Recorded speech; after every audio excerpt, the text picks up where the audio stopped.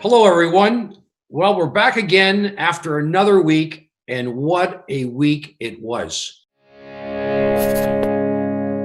It all started with that labor report last Friday, where everyone was thinking we're going to see more people unemployed, and we saw less. Anyway, it shocked everybody, and markets went on a buying spree. And I've been sort of thinking, this market can't keep going up. And sure enough, I'm looking at the Dow going through 10,000 on Wednesday, saying this market ain't going to go down; it's going up. And within a very short period after that, the Fed chairman spoke and talked about how before we can get back to normal, it's going to be a couple years. And again, I'm not quoting exactly here, but what I'm saying is a lot of things have changed. So we've seen, yesterday the Dow was down 1,800 points. To this morning, it was up 800 points. It's now up a couple hundred points. Interest rates in the long end were very volatile as well. We saw the rate go from about 1.4, that's for the 30-year, to a 1.75, and I believe it's all the way back to about 1.45. So a lot of up and down. I'm hearing a lot of people talking about we got to start looking for inflation. And I'm hearing other people say rates are going to 0.5 on the long end. And currently they're 1.4. There's a lot of conflicting viewpoints out there. Oil's remained relatively firm. We saw what would happen a couple months ago. Yeah, it's in the high 30s. And there's a gentleman on there today talking about how oil production can't come back to where it was as quickly as they shut it down. There's a lot of effort required to get things going once you've shut down. So there's a lot of interesting things. We're talking about air travel. I think they're saying now we're at about 18 or 19% of where we were a year ago. See, these airplane companies are burning serious amounts of cash. So we're going to look at some charts. The thing that's obvious is that we're in a world now of superlatives. Every day you hear this hasn't happened for 10 years. This hasn't happened for 20 years. We got to go back to the 30s. What does that tell you? We are in a very unique economic time. So I'm going to leave it there, and we're going to start looking at some charts. We're looking at a chart of the S&P, and that's the peak. There's the bottom. This is in March. This is late February, and that's 2 days ago. This has really come off now a lot. I was thinking the market was going to top in here and roll over.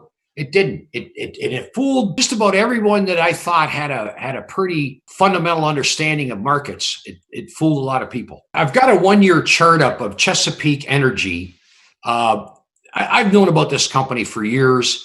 The CEO is often on CNBC.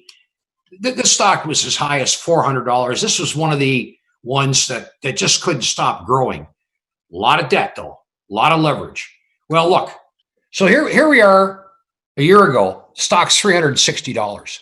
Okay, today it's $18.69. It looks like. So it's dropped dramatically. They're really a top company in their day in the natural gas area. I believe in horizontal drilling and all this latest technology, et cetera, et cetera. Last week, in this craziness where people are jumping in the market, and the market, as you know, the NASDAQ moved up to an all-time record high. Well, look, it shot up here to around $90. $90. And here, and then somebody said something about potential bankruptcy, and now they're back to 18, 19 bucks.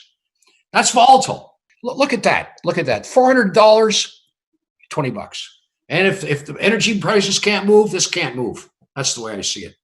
So I'm putting up a chart of Nikola, which has gotten a lot of attention this week. Quite frankly, I hadn't even heard of this company until about 2 or 3 days ago. And I wasn't sure if I was dreaming or something, but Nikola, of course, is the first name of Tesla. So you've got Tesla Corporation, which went through $1,000 a share a couple days ago, or maybe yesterday or the Wednesday, and Nikola Corporation. It's somewhere in the southwest of the U.S. I think maybe Arizona, and it has a lot to do with electrics for cars. This is a 1-year chart. So nothing's going on with this thing. And then back in March, this thing starts trading. This is around the COVID thing. And then it goes to nothing. But then all of a sudden, early May, it starts catching a bid. And that's why, technical analysis. Who are you going to call and say, what's going on? This thing is trading, gets up to $30, moves sideways, breaks out. 3 days later, it's over $90. And I can't tell you and again, there's going to be a lot of people assuming there's probably going to say there's going to be a connection between Nikola and Tesla.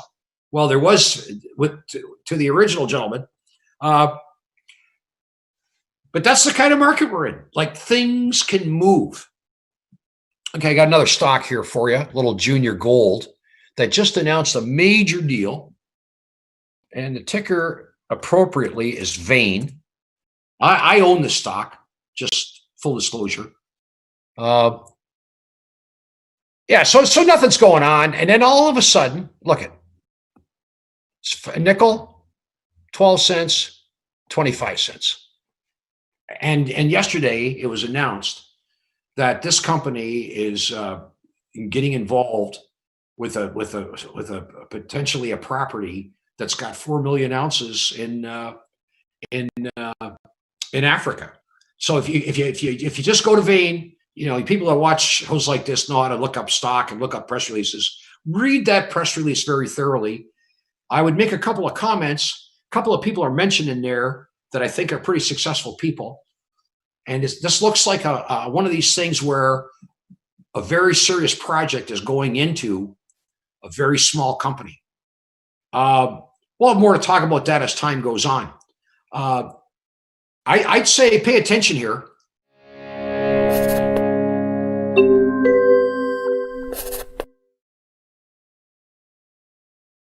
So a lot of talk this week on the financial network shows about, the average investor. He's not betting on sports, so maybe now he's betting on some speculative names.